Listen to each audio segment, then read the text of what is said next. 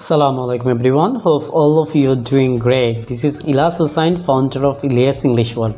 So today I would like to talk about models. So আজকে আমি model নিয়ে কথা বলতে চাচ্ছি আর আজকের মডেলগুলো হচ্ছে can, could, shall, should এবং will would. সো এই মডেলগুলো নিয়ে আমাদের প্রায় অনেকেরই কী থাকে কনফিউশন থাকে। সো ইনশাল্লাহ আজকে এই ভিডিওর মাধ্যমে আমরা এই কনফিউশনগুলো কী করব দূর করব। সো প্রথমে আমি যদি ক্যান এবং কুড নিয়ে কথা বলি, আমরা জানি বর্তমানে পারা অর্থে অ্যাবিলিটি অর্থে ক্যান ব্যবহৃত হয়, আর অতীতের কোনো জিনিস অ্যাবিলিটি অর্থে পারতাম এরকম অর্থে আমরা জানি কী বসে কুড বসে। ফর এক্সাম্পল, আপনি কাউকে বলতেছেন আই ক্যান স্পিক ইংলিশ, যার বাংলা অর্থ হচ্ছে আমি ইংরেজিতে কথা বলতে পারি। তাহলে আমি রান্না করতে পারি আই ক্যান কুক, আমি রান্না করতে পারি। সো এটা যদি নেগেটিভ করে দিই তাহলে আই কান্ট কুক, আমি রান্না করতে পারি না। সো আপনি যদি কুড দিয়ে বলেন আই কুড কুক, মানে হচ্ছে আমি রান্না করতে পারতাম। সো অতীতে আপনি কোনো জিনিস করতে সক্ষম ছিলেন এরকম অর্থে আমরা জানি কি বসে কুড বসে। তাহলে আমি লিখতে পারতাম আই কুড রাইট। আচ্ছা, আমি লিখতে পারি নাই, যদি আপনি এই কথা বলেন কাউকে যে আমি লিখতে পারি নাই, তাহলে কী হবে আই কুডন্ট রাইট, আমি লিখতে পারি নাই। বাট আপনি বর্তমানে বলতে চাচ্ছেন যে আমি লিখতে পারি না, তখন আপনি বলবেন যে আই কান্ট রাইট। কী বলবেন বলুন তো, I can't right. Okay, so এরপরে যে মডেল নিয়ে কথা বলতে চাচ্ছি সেটা হচ্ছে মে এবং মাইট। সো মে এবং মাইট দুটোই সম্ভাবনা অর্থে ব্যবহৃত হয়।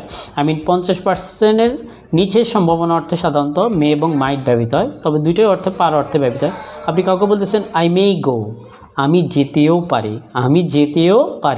আই মাইট গো, আমি হয়তো যেতে পারতাম বা আমি হয়তো যেতেও পারি, এরকম অর্থে আমরা জানি মে এবং মাইট দুটোই ব্যবহৃত হয়। সাধারণত 50%-এর নিচে সম্ভাবনা অর্থে কী ব্যবহৃত হয়, মে এবং মাইট ব্যবহৃত হয়। সো আপনি কাউকে বলতেছেন আই মে কল ইউ, আমি তোমাকে কল করতে পারি। আর আপনি যদি মাইট দিয়ে বলেন আই মাইট কল ইউ, আমি হয়তো তোমাকে কল করতে পারি বা পারতাম। ওকে, সো আমরা মে এবং মাইটের সম্পর্কে ধারণা পেলাম। এরপরে হচ্ছে উইল। সো আমরা যদি উইল এবং শ্যাল নিয়ে কথা বলি, দুটোই ভবিষ্যৎ অর্থে ব্যবহৃত হয়। সাধারণত বর্তমানে উইলের ব্যবহার সবচাইতে বেশি ব্যবহার হচ্ছে আর শ্যালের ব্যবহার কমে যাচ্ছে। So I will go to Dhaka মানে কি আমি ঢাকা যাব। আই শ্যাল মিট ইউ মানে কি আমি তোমার সাথে দেখা করব। সো শ্যালটা বর্তমান গ্রামারে কি হচ্ছে ব্যবহার কমে যাচ্ছে, উইলের ব্যবহার বেশি হচ্ছে।